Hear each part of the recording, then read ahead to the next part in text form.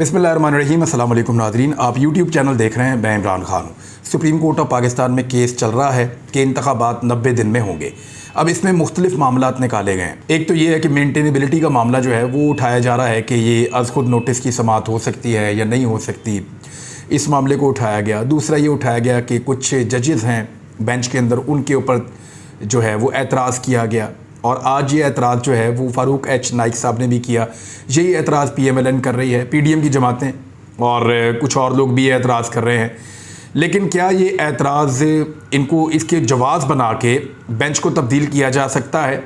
मेरे ख्याल में इस तरह की चीज़ें एक ऐसी प्रेसिडेंट बन जाएंगी कि जो भी आएगा वो अपनी मर्ज़ी का जज लगाने की कोशिश करेगा। 9 रुकनी बेंच है और 9 जजेस की तादाद बहुत बड़ी तादाद होती है। जब ये जजेस फ़ैसला करेंगे तो वो सुप्रीम कोर्ट का एक मुतफ़िक़ा फ़ैसला माना जाएगा। कुछ लोग ये मुतालबा कर रहे हैं कि फुल कोर्ट बना दिया जाए।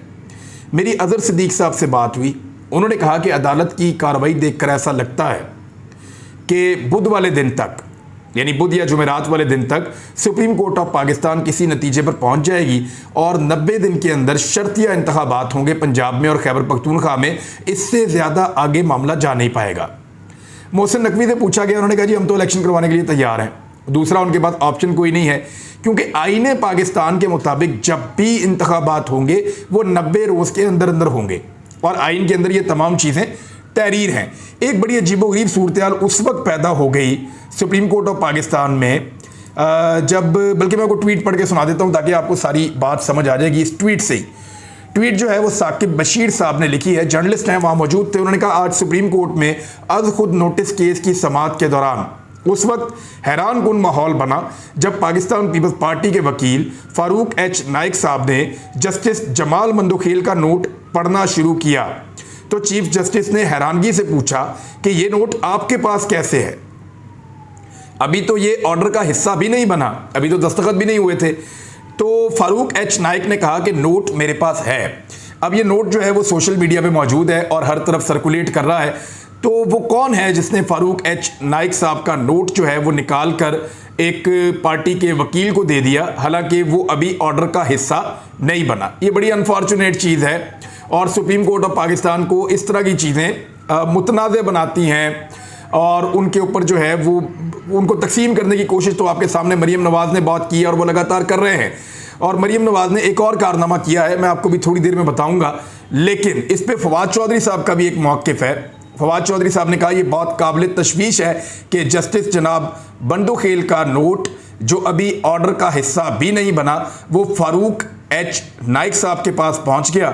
इस मामले की तहकीकात होनी चाहिए और फ़ारूक नाइक से पूछा जाना चाहिए कि उन्हें ये नोट किसने पहुंचाया।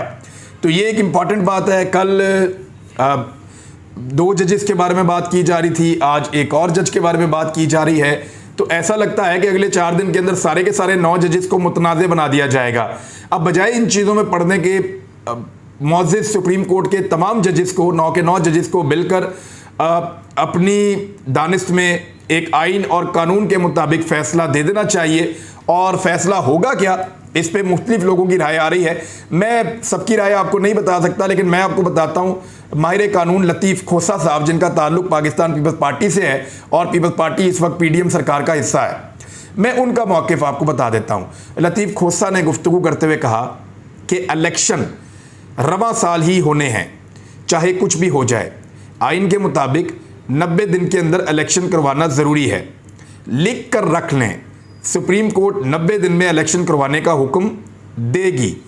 लतीफ़ खोसा का कहना था कि सुप्रीम कोर्ट ने 9 रुकनी बेंच बनाकर बेहतरीन कदम उठाया है। उन्होंने दावा किया कि लिख कर रख लें, सुप्रीम कोर्ट 90 दिन में इलेक्शन करवाने का हुक्म देगी और आइन के मुताबिक सुप्रीम कोर्ट 90 दिन में इलेक्शन करवाएगी। लतीफ़ खोसा का कहना था कि सदर पाकिस्तान क्या इलेक्शन कमीशन के जाकर पाँव पकड़ने? सदर ने इलेक्शन कमीशन को मुशावरत के लिए 3 खतूत लिखे, लेकिन इलेक्शन कमीशन की जानिब से मुशावरत से इनकार किया गया, जिस पर चीफ इलेक्शन कमिश्नर को आर्टिकल 209 के तहत फारिग कर देना चाहिए। यानी सदर पाकिस्तान बुला रहे हैं, चीफ इलेक्शन कमिश्नर जा नहीं रहे और खतूत का जवाब ऐसे दे रहे हैं कि हम नहीं आते।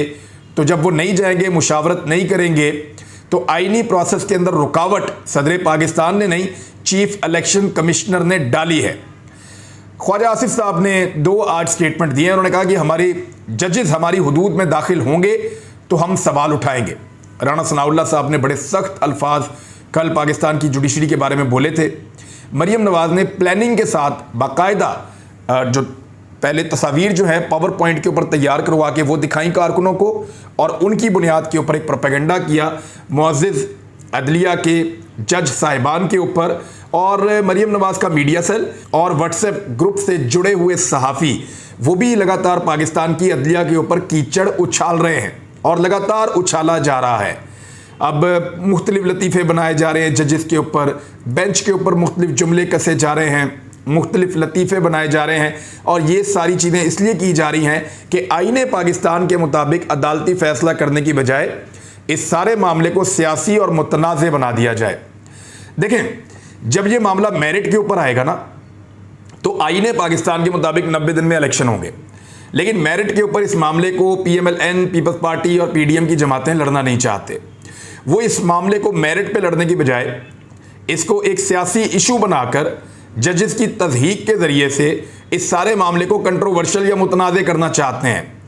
अदालत ने काफ़ी रिस्ट्रेंट का मुज़ाहरा किया है, काफ़ी तहम्मुल का मुज़ाहरा किया है, और अदालत ने मरियम नवाज़ की जानिब से जो बदतमीज़ी का एक तूफ़ान उठाया गया उसके ऊपर कोई अभी तक जवाब नहीं दिया।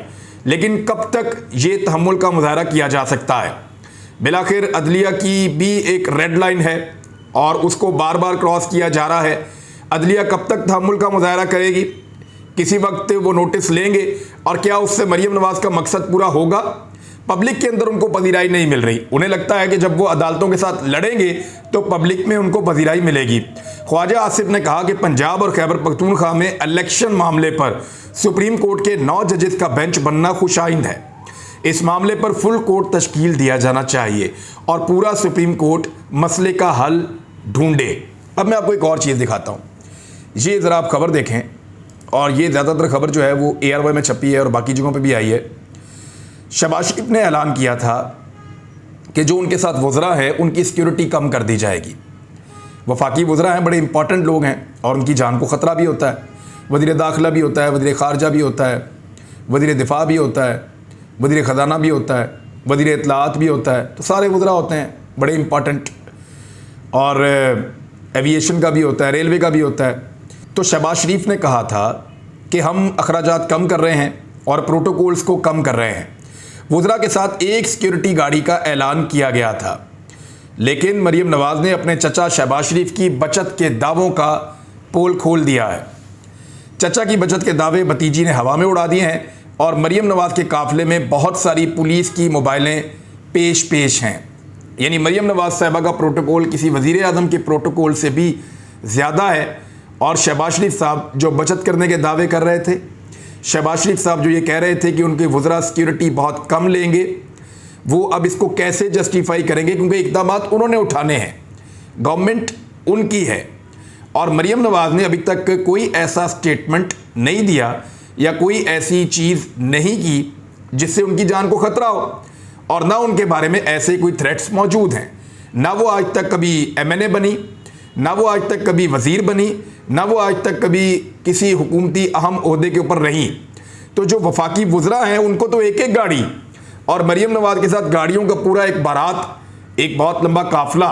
तो ये बदकिस्मती भी है और ये फजूल खर्ची भी है। शहबाज शरीफ साहब के कहने के बावजूद उनकी भतीजी ने पाकिस्तान का पैसा दोनों हाथों से लुटाना मुनासिब समझा है। दूसरी जानिब एक और बड़ी न्यूज़ है, वो ये है कि इलेक्शन कमीशन ने कौमी असम्बली की 27 नशिस्तों पर ज़िमनी इंतखाबात रोक दिए हैं, क्योंकि बाकी सारी पॉलिटिकल पार्टीज़ ने पहले इसका बाइकआउट कर दिया था और पाकिस्तान तहरीक इंसाफ इसको इलेक्शन को लड़ने जा रही थी। लेकिन साथ ही उन्होंने ये कहा था कि स्पीकर ने पहले हमसे झूठ बोला कि जब तक ये सारे मुझे मिलने नहीं आएंगे तब तक मैं इस्तीफ़े कबूल नहीं करूँगा, और उसके बाद जब हमने असम्बली में जाने का फ़ैसला किया तो उन्होंने एकदम इस्तीफ़े कबूल करना शुरू कर दिए। तो ये उनकी एक सियासी हिकमत अमली है, इसका कानून और आइन से कोई ताल्लुक़ नहीं है। लिहाजा अभी जो है वो अदलिया ने एक हुक्मनामा भी जारी किया हुआ है, और दूसरी जानिब इलेक्शन कमीशन ने कौमी असम्बली की 27 नशिस्तों पर ज़िमनी इंतखाबात रोक दिए हैं। मरियम नवाज़ साहिबा ने एक बयानिया बनाया, और मरियम नवाज़ साहिबा का बयानिया क्या था? उनका बयानिया ये है कि जनरल फैज़ हमीद ने उनको बहुत नुकसान पहुँचाया, और जस्टिस मज़ारुद्दीन नकवी साहब की उन्होंने बात की, जस्टिस एजाजुल एहसन साहब की उन्होंने बात की। तो कुछ चीज़ें मैं आपके सामने रख देता हूँ, आपको समझ आ जाएंगी। नंबर 1, जस्टिस मज़ारुद्दीन नकवी ने नवाज शरीफ के खिलाफ आज तक कोई फैसला नहीं दिया। वजह यह है कि वो 2020 में सुप्रीम कोर्ट में आए हैं और उससे पहले वो नवाज शरीफ साहब के किसी केस के अंदर जज के तौर पे मौजूद नहीं थे। साकिब निसार, जिनका उन्होंने नाम लिया, वो पनामा बेंच का हिस्सा नहीं थे।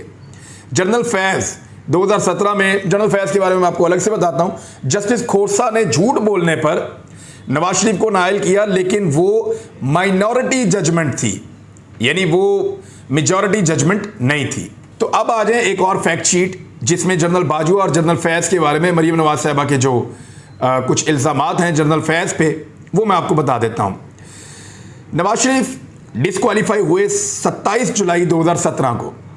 उस वक्त आर्मी चीफ जनरल कमर बाजवा थे और DGISI नवीद मुख्तार थे, जनरल फैज़ के ही नहीं थे।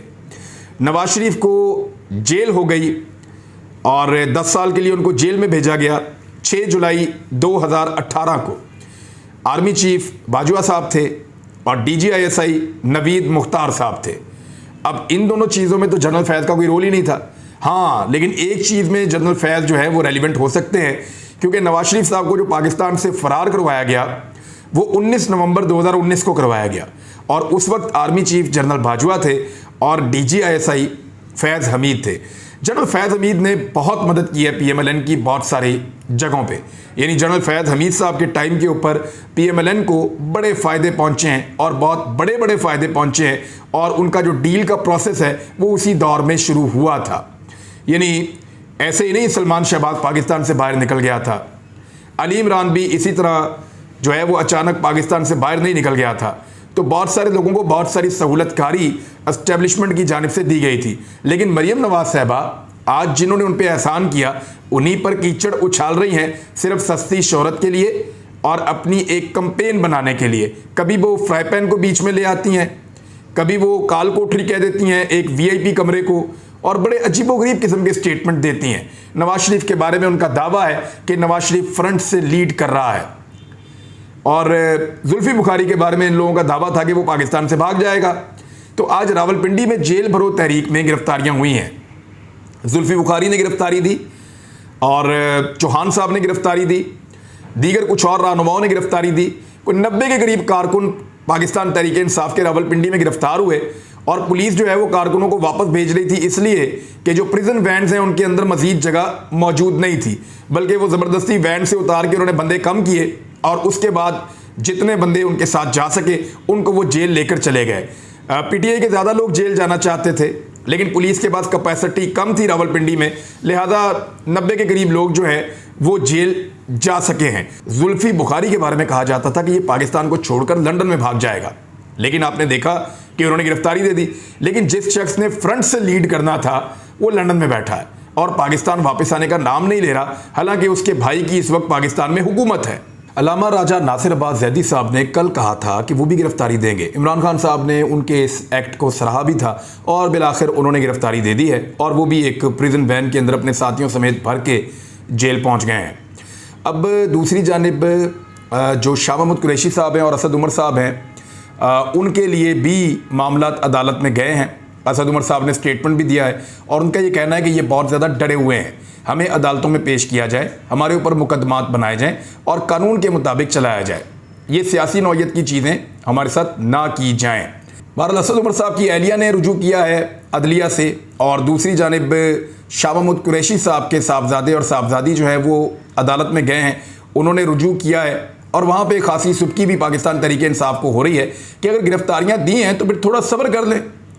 मेरे ख्याल में गिरफ्तारियां देने के बाद पाकिस्तान तहरीक इंसाफ के रहनुमाओं को अपने दिमाग में ये रखना चाहिए कि 1 महीने तक शायद उन्हें बंद रहना पड़ सकता है, या हो सकता है कि 15 दिन या 1 हफ्ता, लेकिन 2-4 दिन के अंदर ही इस तरह का रद्द आना 2 दिन में 3 दिन में ये मुनासिब नहीं होगा। इससे इमरान खान साहब का जो कॉज है उसको नुकसान इसलिए पहुंचेगा कि एक तरफ पाकिस्तान तहरीक इंसाफ कह रही होगी अगले इजला के अंदर आप गिरफ्तारियां दें और एक तरफ पीछे से लोग जो हैं वो अदालतों से रिलीफ मांग रहे होंगे।